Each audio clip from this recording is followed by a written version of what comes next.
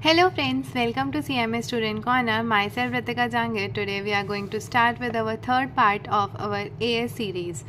The series is related to our CMA Intermediate Group 1 Financial Accounting AS. ठीक है, अभी तक अपन ने 2 AS पढ़ चुके हैं. अपन AS 1 पढ़ चुके हैं एंड AS 2 पढ़ चुके हैं. अब next we have to study the AS number 7. What is AS 7 ma'am? AS 7 is construction contract. ये सारे जो नोट्स हैं ये आपके सारे के सारे स्टडी मटेरियल की बुक से ही मैं कवर करा रही हूँ, तो आपको अलग से कोई बुक रेफ़र करने की नीड नहीं है. और इस वीडियो के अंदर अपन सारे के सारे जो भी नोट्स हैं वो कवर करेंगे और फिर उसके बाद में अपन जितने भी स्टडी मटेरियल के अपने क्वेश्चंस हैं अपन वो कंप्लीट करेंगे. तो चलिए स्टार्ट करते हैं.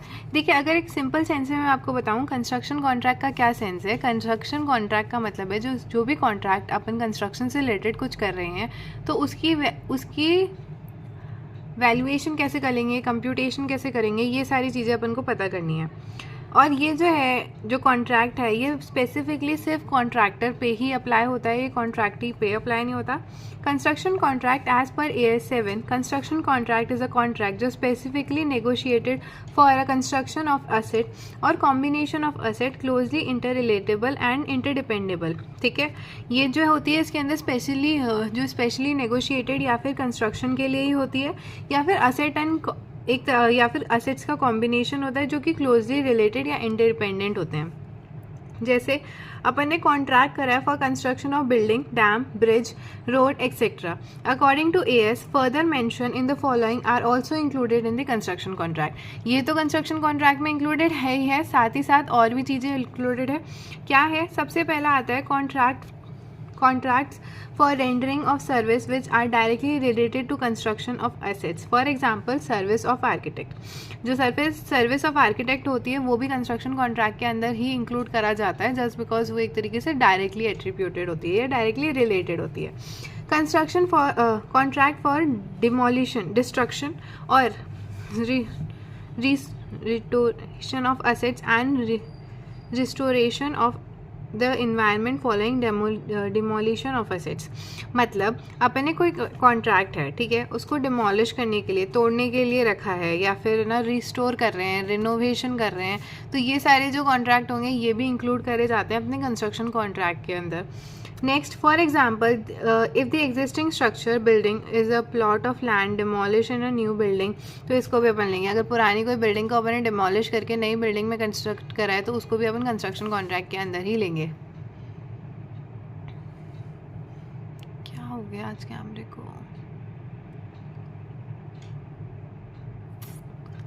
ओके चलिए, अब अपन पढ़ते हैं type of construction contract. Construction contract जो होते हैं वो दो होते हैं. एक होता है फिक्स प्राइस कॉन्ट्रैक्ट और एक होता है contract plus contract. Fix price contract जो होता है वो एक स्पेसिफिकली फिक्स प्राइस पे करे जाते हैं और कॉन्ट्रैक्ट प्लस कॉन्ट्रैक्ट जो होते हैं उसके अंदर कॉस्ट तो इंक्लूड होती ही होती है, साथ ही साथ एक फिक्स परसेंटेज भी इंक्लूड होती है कि इतना मुझे चाहिए ही चाहिए. ठीक है, अब अपन नेक्स्ट पढ़ते हैं ऑब्जेक्टिव्स. ऑब्जेक्टिव्स क्या होते हैं? Accounting for long term construction contracts involve question as to when revenue should be recognized and how to measure the revenue in the books of contractor. How many following are the two ways? देखिए, जो आपका ये accounting AS 7 है ये अपन से ये पूछता है कि किस तरीके से अपन को कंस्ट्रक्शन कॉन्ट्रैक्ट के अंदर जो लॉन्ग टर्म कंस्ट्रक्शन कॉन्ट्रैक्ट है उनका रेवेन्यू रिकॉग्नाइज करना है या किस तरीके से मेजर्स करके अपन को रेवेन्यू को बुक करना है ऑफ अ कॉन्ट्रैक्टर का. ठीक है, अपने पास में दो बेसिस है. एक तो है 1 year on year two year basis, जैसे जैसे कंप्लीशन होता जा रहा है ईयरली वैसे वैसे करती जाइए, या फिर ऑन कंप्लीशन ऑफ कॉन्ट्रैक्ट, या फिर जब आपका कॉन्ट्रैक्ट पूरा कंप्लीट हो जाए तब उस टाइम पे कर दीजिए. However the revise standard has eliminate the existing option buy adopting only percentage of completion. वैसे पहले ही आपको दो ऑप्शंस दिए जाते थे, बट अब जब AS जो 7 है वो एक तरीके से अमेंड कह सकते हैं या फिर एलिमिनेट कर दिया है उसने अब ये बोला है कि ओनली सिर्फ एक ही मेथड है कि आप सिर्फ और सिर्फ परसेंटेज ऑफ कंप्लीशन बेसिस पे ही आप अपना रेवेन्यू जो है वो रिकॉग्नाइज कर सकते हो. This method justifies the actual system of accounting which is fundamental accounting assumption. The primary objective of AS is to allocate the cost revenue and contract cost of the accounting जितना भी work perform करा गया है. अब अपने पास में एक होता है कॉन्ट्रैक्ट रेवेन्यू और एक होता है कॉन्ट्रैक्ट कॉस्ट. अगर मैं आपको एक बार के लिए कॉस्ट, रेवेन्यू और इनका मतलब समझाऊं तो देखिए, कॉस्ट रेवेन्यू का क्या मतलब होता है, जितना भी आपका इनिशियल कॉन्ट्रैक्ट की वैल्यू है उसमें ऐड कर देंगे या फिर लेस कर देंगे जो भी वेरिएशन आ रहा है इन वर्क के अंदर, फिर उसके बाद में उसमें ऐड कर देंगे जितने भी इंसेंटिव्स होते हैं, जितने भी क्लेम्स है अपन ऐड कर देंगे, जो भी पेनल्टीज लग रही है वो लेस कर देंगे। इसके अंदर मेजिबिलिटी एंड कलेक्टिबिलिटी है ना, ये हो गया। तो कॉस्ट रेवेन्यू क्या है अपना, जो भी इनिशियल कॉन्ट्रैक्ट प्राइस है उसमें ऐड और लेस कर देंगे वेरिएशन ऑफ वर्क, प्लस कर देंगे इंसेंटिव्स, प्लस कर देंगे क्लेम्स और लेस कर देंगे जितनी भी अपनी पेनल्टीज चार्ज हो रही है। ठीक है, नेक्स्ट अब अपन पढ़ते हैं कॉन्ट्रैक्ट कॉस्ट क्या होती है। कॉन्ट्रैक्ट कॉस्ट क्या होती है, जो भी आपकी डायरेक्ट कॉस्ट है उसमें माइनस कर दीजिए direct material, direct labour, allocable जो भी कॉस्ट है, जो भी कॉस्ट एज पर जो स्पेसिफाई करी गई है फॉर द रिक्वायरमेंट, उसमें से लेस कर दीजिए क्या, इंसिडेंटल इनकम्स जो है। ठीक है, recognition of contract revenue and contract cost percentage of completion के बेसिस पे ही करा जाता है।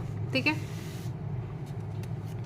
इसी के साथ में मैंने आपको ये भी बता दिया प्रॉफिट कैसे कैलकुलेट करते हैं। जो भी आपकी रेवेन्यू है उसके अंदर से कॉन्ट्रैक्ट की जो कॉस्ट है वो कर दीजिए तो आपको प्रॉफिट मिल जाएगा। ठीक है, मेजरमेंट ऑफ कॉन्ट्रैक्ट रेवेन्यू ये मैंने आपको बता दिया। स्टेज ऑफ कंप्लीशन कैसे निकालते हैं, परसेंटेज ऑफ कंप्लीशन किस तरीके से कैलकुलेट करते हैं। परसेंटेज ऑफ जो होती है वो आपकी डिटरमाइन करी जाती है, जो भी कॉस्ट टू डेट है इनटू कर देंगे 100 से और डिवाइड कर देंगे जो भी आपकी क्यूमुलेटिव कॉस्ट जो इनकर करी जा रही है प्लस जो भी एस्टिमेटेड कॉस्ट है। ठीक है, या फिर आप किस तरीके से निकल सकते हैं, स्टेज ऑफ कंप्लीशन जिसको अपन डिग्री ऑफ कंप्लीशन भी कह सकते हैं, उसको अपन निकालते हैं जो भी अपने पास में कॉस्ट टिल डेट है, जितनी भी कॉस्ट अभी तक अपन ने लगा दी है, डिवाइड कर देंगे उसको किससे, डिवाइड कर देंगे उसको कॉस्ट टिल डेट से, प्लस कर देंगे जितनी भी एस्टिमेटेड कॉस्ट ऑफ कंप्लीशन है उससे, इनटू कर देंगे 100 से, तो अपने पास में आ जाएगा डिग्री ऑफ कंप्लीशन। ठीक है, और रेवेन्यू फ्रॉम कॉन्ट्रैक्ट कैसे निकालते हैं, जो भी कॉन्ट्रैक्ट प्राइस है उसको इनटू कर देंगे जितना भी डिग्री ऑफ कंप्लीशन हो गया है और माइनस कर देंगे जो भी ऑलरेडी रिकॉग्नाइज प्रीवियस ईयर में अपन ने रिकॉग्नाइज कर लिया है उसको। ठीक है, और एक चीज़ और है, जो भी अपने एस्टिमेटेड लॉसेस होते हैं उनको अपन को इमीडिएटली रिकॉग्नाइज करना होता है। ठीक है, अब नेक्स्ट आपको क्या दे रखा है ये मैंने आपको बता ही दिया। बेसिक प्रिंसिपल्स क्या है for of recognition of revenue and expenses के क्या क्या है प्रिंसिपल्स। सबसे पहला है basic principle are as under, जो भी revenue recognize in the period in which work is perform. Revenue आप रिकॉग्नाइज तब करोगे जिस पीरियड के अंदर आपका वर्क जो है वो परफॉर्म हो चुका है। ठीक है, और एक्सपेंसेस रिकॉर्ड करेंगे in the period in which the work to which expenses related is performed. जो भी अपन को एक्सपेंसेस रिलेटेड टू उस काम का हो चुका है तब अपन उसको रिकॉर्ड कर लेंगे। ठीक है,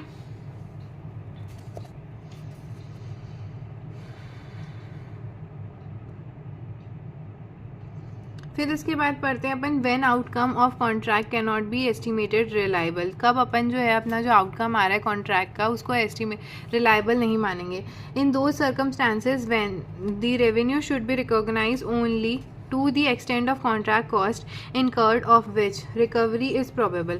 like for example अपन को पता है कि जो इंसान है जिसका अपन ने कॉन्ट्रैक्ट कर रहे हैं उससे पैसा नहीं मिलने वाला, तो उस केस में क्या करेंगे अपन उसको एज अ नो प्रॉफिट के जरिए से रिकॉग्नाइज कर लेंगे। However contract must recover is not possible in expenses and losses, but uncertainty no longer existence in contract outcome can be reliable estimates recognition should be done when the percentage accounting standard। जब तक है ना अपन को कुछ भी एक reliable source नहीं मिल जाता या फिर एक श्योरिटी नहीं मिल जाती कि यस वी हैव अपन अपना प्रॉफिट को रिकॉग्नाइज कर सकते हैं, तब तक अपन रिकॉग्नाइज नहीं करेंगे। जब तक अपन को पता है कि सामने वाला अपन को पैसे नहीं दे रहा या फिर अपन को एक इंस्टिंक्ट आ चुकी है कि अपन को पैसा नहीं आएगा, तब तक अपन उसको रिकॉर्ड नहीं करते हैं। Contract cost consist of following. Contract cost जो होती है वो इन सारी चीज़ों से मिलके बनती है। क्या क्या होती है कॉन्ट्रैक्ट कॉस्ट में, जो भी site specific cost to contract ये सारी होती है। क्या क्या है, जैसे साइट लेबर कॉस्ट जो इंक्लूड्स सुपरवाइजर वाली, ठीक है, कॉस्ट ऑफ मटेरियल जो यूज़ करा जा रहा है कंस्ट्रक्शन में, जो भी depreciation of plant and equipment use हो रहा है कॉन्ट्रैक्ट पे, जो भी cost of moving plant equipments and material from contract site है, जो भी कॉस्ट ऑफ हायरिंग प्लांट है, जो भी कॉस्ट अपनी डिज़ाइन करी गई है और टेक्निकल असिस्टेंस जो अपन को रिक्वायर्ड हो रही है, estimated cost of rectification and guaranteed work including expected warranty cost, claim for third party, ठीक है, pre contract cost if it is possible that contract will B obtained. ठीक है, अब एक इसमें आता है इंसिडेंटल इनकम। ठीक है, these costs should be recognized by incidental income if any not included contract cost, for example जैसे sale of surplus scrap value। incidental income क्या होती है? incidental income वो income होती है जो होनी नहीं थी लेकिन हो गई। ठीक है, लाइक फॉर एग्जाम्पल आपने सेल कर दिया जो भी आपका स्क्रैप मटेरियल पड़ा हुआ था। ठीक है, वैसे कौन कौन सी कॉस्ट है जो एट्रीब्यूटेड होती है कॉन्ट्रैक्ट से? जैसे इंश्योरेंस की कॉस्ट होती है, cost of design and technical assistant की कॉस्ट होती है, जो भी कंस्ट्रक्शन ऑफ ओवरहेड होता है उसकी कॉस्ट होती है। और ये जो है ये स्पेसिफिकली अपन को चार्ज करनी पड़ती है, लाइक कॉस्ट स्पेसिफिकली अपन को बताना पड़ता है क्या है। Some general administrative cost, development cost, reimbursement of cost.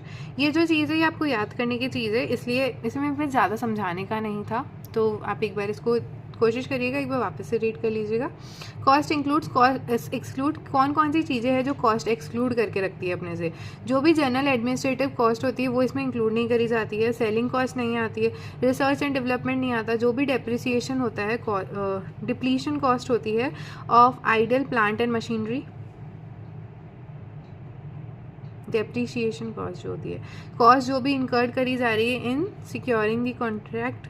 ठीक है, जो प्री कॉर्ड कॉन्ट्रैक्ट होते हैं ना वो वाले। Next up we have contract revenue consist of following. Contract के अंदर ये वाली चीज़ें जो होती है वो ऐड ऑन हो सकती है, जैसे जो भी रेवेन्यू या फिर प्राइस एग्री करी गई है, क्या क्या चीज़ें उसमें कंसिस्ट होती है कॉन्ट्रैक्ट के अंदर।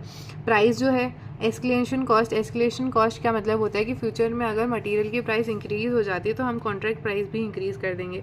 कोई भी क्लेम्स हो गए या फिर इंक्रीज़ कर दिया revenue due to increase in unit, जो आपकी पर यूनिट कॉस्ट थी, यूनिट ऑफ आउटपुट, वो जैसे फॉर एग्जांपल आप पहले है ना, पहले आपने सिर्फ ये कहा था कि आप एक घर बना के दीजिए, कंस्ट्रक्शन के घर का करके दीजिए, बट आपने फिर बोला कि एक स्विमिंग पूल भी बना के दे दीजिए। ठीक है, चाहे आपका आउटपम बढ़ चुका है या फिर कम हो चुका है, इस वजह से भी आपका लेट हो सकता है।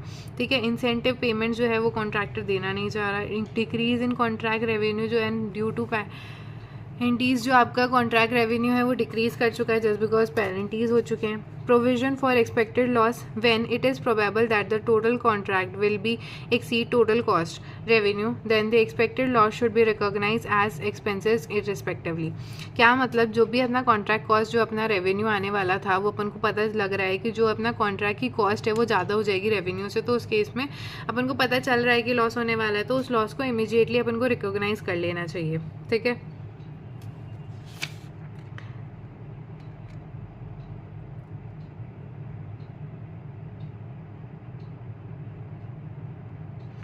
चलिए इसके बाद में अपन डिस्क्लोजर बाय कॉन्ट्रैक्टर, कौन कौन से डिस्क्लोजर है जो कॉन्ट्रैक्टर को देने पड़ते हैं।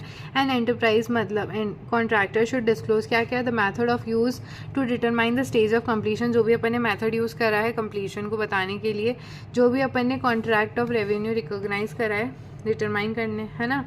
और कुछ एडिशनल, जैसे फॉर एग्जांपल जो अमाउंट अपन ने रेवेन्यू रिकॉग्नाइज करी है इन द पीरियड, या फिर कॉन्ट्रैक्ट कॉस्ट जो इंकर करी गई है एंड रिकॉग्नाइज करे, प्रॉफिट लेस रिकॉग्नाइज लॉसेस, जो भी एडवांसेस रिसीव हुए हैं, जो भी gross amount due to customer है फॉर कॉन्ट्रैक्ट, जैसे कि जितनी भी कॉस्ट अपन इनकर्ड करते हैं प्लस कर देते हैं रिकॉग्नाइज प्रॉफिट, माइनस कर देते हैं रिकॉग्नाइज लॉसेस, प्लस कर देते हैं recognize billing, sorry process billing. Gross amount जो भी अपनी ड्यू बाकी है कस्टमर से लेने के लिए फॉर द कॉन्ट्रैक्ट पर, उसको आपको क्लासीफाई करना पड़ता है। तो चलिए अब इसी के साथ में अपना जितना भी AS 7 से रिलेटेड, कंस्ट्रक्शन कॉन्ट्रैक्ट से रिलेटेड जितनी भी थ्योरी थी वो मेरी तरफ से कंप्लीट होती है। अब मैं आपको स्टार्ट करते हैं अपन स्टडी मटेरियल से रिलेटेड क्वेश्चन। 4 ही क्वेश्चन है आपके पास में इसमें, तो चलिए स्टार्ट करते हैं। सबसे पहला illustration number 16, a firm of contractor obtain a contract for completion of bridge across river, है ना, रिवती। The following details are available in record keeping the year ended 31st March 2012. Total contract price दे रखी है अपन को, work certified और work not certified, मतलब complete तो हो गया लेकिन सर्टिफाई नहीं हो पाया। एस्टिमेटेड फर्दर कॉस्ट दे रखी है, प्रोसेस पेमेंट रिसीव दे रखा है और process payment to be receive जो होने वाला है रिसीव वो है। लाइक अपन ने उनको एस्टिमेशन दे दिया है, पूरा बिल विल काट के अपन ने फाड़ के दे दिया है और अपन ने उनको बोल दिया कि आप इतना पैसा दे दीजिए। उन्होंने बोला कि हम आपको दे देंगे, अपना अपनी हैंड से काम कर दिया, अब सामने वाले को पैसा देना बाकी है। तो अपन क्या करेंगे, जितना भी अपना टोटल कॉन्ट्रैक्ट प्राइस है वो लिखेंगे, दैट इज़ 500 प्लस जितना भी वर्क सर्टिफाइड है वो आ जाएगा और जितना भी वर्क अनसर्टिफाइड है वो भी लिख लेंगे। तो टोटल कितना आ गया, 1100 है ना, इन लाख से ये फिगर। इसमें से जो भी अपनी कॉन्ट्रैक्ट प्राइस है 1000 की है तो अपन कर देंगे, और एंटीसिपेटेड लॉस कितने का आ रहा है 100 रुपीज़ का। तो ये जो लॉस है ये अपन को इमीडिएटली रिकॉग्नाइज करना पड़ेगा, ठीक है। अगर अपन डिग्री ऑफ कंप्लीशन निकाले तो डिग्री ऑफ कंप्लीशन कैसे निकलते हैं, जो भी कॉस्ट टिल डेट अपन ने काम करा है तो अपन ने 500 का तो काम करा है, साथ ही साथ अपन ने 105 का करा है।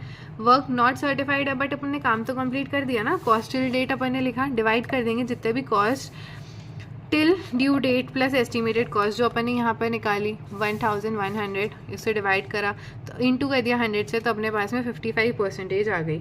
अब अपन अगर ये पूछे कि जो रिकॉग्निशन ऑफ कॉन्ट्रैक्ट का रेवेन्यू किस प्राइस पे रिकॉग्नाइज करेंगे, तो जो भी अपनी कॉन्ट्रैक्ट प्राइस होगी उसको अपन डिग्री ऑफ कंप्लीशन के बेसिस पे कर देंगे। तो 1000 into 55% that leads to 550 lakhs, ठीक है। Amount due for the customer, कितनी अमाउंट ड्यू है कस्टमर से, जितनी कॉन्ट्रैक्ट कॉस्ट कितनी की है 605, ठीक है, प्लस नील माइनस 100 जो भी अपनी रिकॉग्नाइजेज लॉसेज है, और ब्रैकेट में क्या है पेमेंट जितना भी रिसीव हुआ है, पेमेंट कितने का रिसीव हुआ है 400, payment yet not to be receive जो भी रिसीव होने वाला है 140 का। तो अपने पास में आ गया जो भी अमाउंट है क्या, दैट इज़ 35 lakhs का जो अमाउंट है, जो अमाउंट अभी तक ड्यू बैक आया है। ये 105 कहाँ से आए, 105 आया 500 प्लस 105 जितना भी अमाउंट अपन ने कॉन्ट्रैक्ट कॉस्ट हो चुकी है लग चुकी है।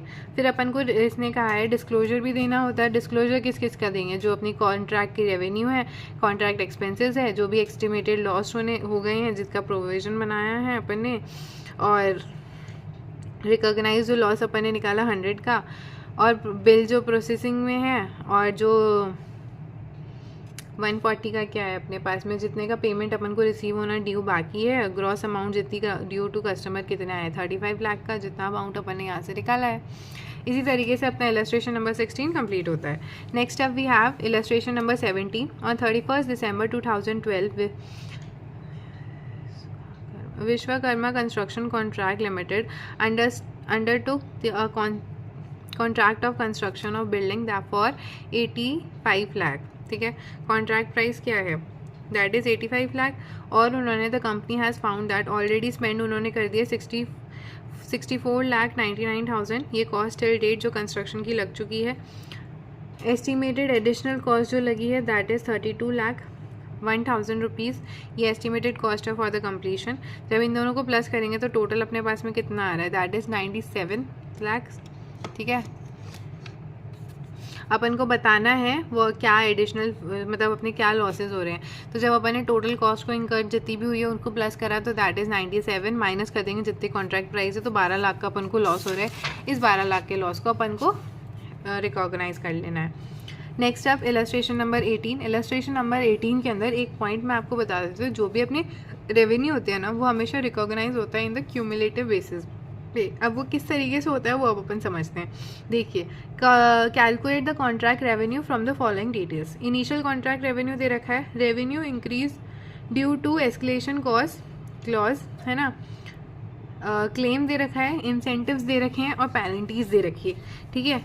ये सारी चीज़ें प्लस होती है, पेनल्टीज माइनस होती है। मैंने अभी आपको बताया था कॉस्ट कैसे निकालते हैं, ठीक है, स्टार्टिंग में। अगर एक बार आप वापस देखना चाहें तो देखिए, ये रहा, मैंने आपको बताया था जितनी भी इनिशियल कॉन्ट्रैक्ट है प्लस कर देंगे, जो भी अपने वेरिएशन आ रहा है वर्क के अंदर, जो भी इंसेंटिव्स है वो प्लस हो जाएंगे, क्लेम्स प्लस होते हैं, पेनल्टीज लेस हो जाती है, ठीक है। तो अपन ने क्या करा, सबसे पहले 2000 टोटल आ गया, 2000 प्लस 400 माइनस कर देंगे 100 रुपीज़ की पेनल्टी, दैट इज़ 2300। ये 400 वापस से इसलिए लिखा गया है क्योंकि रेवेन्यू जो होता है वो रिकॉग्नाइज करा जाता है क्यूमुलेटिव बेसिस पे, इसलिए वापस रिपीट करते हैं और उसी सेंस में अपनी पेनल्टीज़ को भी करेंगे। तो 2000 plus 400 plus 200 plus 300 minus 100 that leads to 2800। इसी के साथ में अपना आंसर कंप्लीट होता है। Next illustration number 19। Illustration number 19 क्या कहता है, assume a 10 lakh rupees contract that requires 3 years for the completion and the total cost कितने की है, 8,10,000। तो फॉलोइंग डेटा अपन को दे रखा है, क्यूमुलेटेड कॉस्ट जो इंकर्ड करी गई है अब तक टू डेट, एस्टिमेटेड कॉस्ट जो कि इंकर्ड होने वाली है at the end of the year, और प्रोग्रेसिंग बिलिंग कितनी है, इतने की है। ठीक है, कलेक्शन ऑफ बिलिंग कितने का हो चुका है, इतने का बिलिंग का कलेक्शन हो चुका है। इन दोनों में से जब 2 लाख में से 50 माइनस करोगे तो इतना बाकी है, 7,40,000 में से 6 लाख माइनस करोगे तो 140 और बाकी है, तो इतना अपन को और चाहिए। ठीक है, सॉरी। नेक्स्ट अब वी हैव, अब अपन इसके अंदर बताना है अपन को रिक्वायरमेंट्स बतानी AS 7 के अकॉर्डिंग। तो सबसे पहले क्या करोगे, इनिशियल रिक्वायरमेंट लिख दी, इसमें टोटल कॉस्ट जितनी भी है वो एक प्लस कर देंगे, contract cost that is 10 lakh के अंदर 3 लाख प्लस 6 लाख ये वाले, तो 9 लाख आ गया। 9 lakh minus 10 lakh that is 1 lakh rupees का जो है प्रॉफिट है। ठीक है, इधर 2 लाख का है, इधर 1,90,000 का है। अब अपन को कॉस्ट स्टेज ऑफ कंप्लीशन देखना है, तो ये कैसे निकलता है, जितनी भी कॉस्ट इनकर्ड हुई है, कॉस्ट कितनी इनकर्ड हुई है 3 लाख रुपीज़ की, 3 लाख में से जो कॉस्ट इनकर्ड हुई है कितने पे हुई है, वो 9 लाख के एस्टिमेटेड कॉन्ट्रैक्ट पे हुई है, तो 100 पे कितनी होगी 33.1333 कहते हैं इसको, और 7,20,000 divided by 1,80,000 into 100 that leads to 90%, और 8,10,000 डिवाइडेड बाय 8,10,000 इंटू 100 तो 100% मतलब ख़त्म हो चुका है कॉन्ट्रैक्ट। ठीक है, अब अपन अगर रेवेन्यू, जितने भी रेवेन्यू एक्सपेंसेस है और प्रॉफिट को किस तरीके से रिकॉग्नाइज करेंगे, अपना 10 लाख का रेवेन्यू था, मतलब कॉन्ट्रैक्ट प्राइस था कितने का, इनिशियल कॉन्ट्रैक्ट कितने का था 10 लाख का, 10 लाख पे रेवेन्यू कितना है, अपन ने अभी निकाला 33.33, तो ये आ गया। ठीक है, कॉस्ट इनकर कितनी हुई है 3 लाख की, तो 3 को इसमें से माइनस करा तो अपने पास में 33,300 आ गया, इसको अपन यहाँ रिकॉर्ड कर लिया। सेकेंड ईयर के अंदर कितनी की कॉस्ट है, 10 लाख का 90% दैट इज़ 9 लाख, और 7,20,000 की जो कॉस्ट है वो अब तक लग चुकी है, तो अपन ने ये लिख दिया, तो अपने पास में 1,80,000 वो आ गया। प्लस साथ में ये वाला जो है, जो फर्स्ट ईयर वाला है वो भी तो लिखेंगे, जब इन दोनों को प्लस करेंगे तो अपने पास सॉरी प्लस नहीं ये आ गया। और फिर क्या हुआ, जब अपन ने 9 लाख में से 3,33,000 माइनस करा तो 5,66,667 आया। ठीक है, इसे ही इसको करा तो 4,20,000 आया, और फिर उसके बाद में इनको माइनस करने के बाद में 1,46,667 आया। ठीक है, थर्ड ईयर का 10 लाख था, पूरा का पूरा हो चुका है, कॉस्ट इतने की लग चुकी है, ये उसका रिमेनिंग बैलेंस आ गया 9 लाख रुपीज़ आ गया। ये अपन ने ये यहाँ से इसको शिफ्ट करा है, इन दोनों को करके फिर ये सेम अपन ने इसमें से इसमें माइनस करके ये अपन ने निकाला है, जैसे ऊपर निकाला है। ये रेवेन्यू अपन वापस से इसलिए लिख रहे हैं यहाँ पे और यहाँ पे इसलिए लिख रहे हैं जस्ट बिकॉज अपना जो रेवेन्यू है वो रिकॉग्नाइज क्यूमुलेटेड बेसिस पे होता है। ठीक है,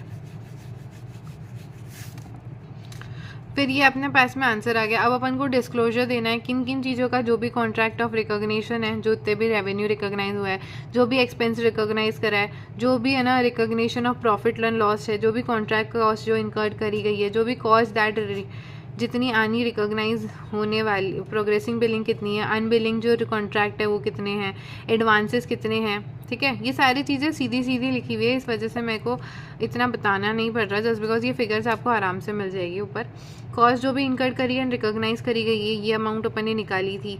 ठीक है, और ग्रॉस अमाउंट जो ड्यू है कस्टमर से लेना, जो ग्रॉस अमाउंट और लेनी है, और ये रिटेंशन जो है ये अपन ने जस्ट यहाँ पे कैलकुलेट करा था, इतना और मांगना बाकी है, तो ये यहाँ पे आ गया।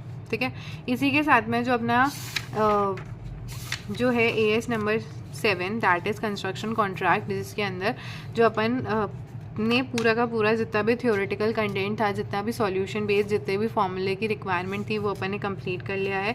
साथ ही साथ आपके स्टडी मटेरियल के जितने भी इलस्ट्रेशन थे वो अपन ने कंप्लीट कर दिया है।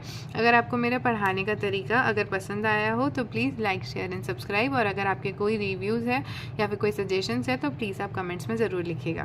Thank you. तो चलिए अब अपन मिलते हैं नेक्स्ट AS की तरफ।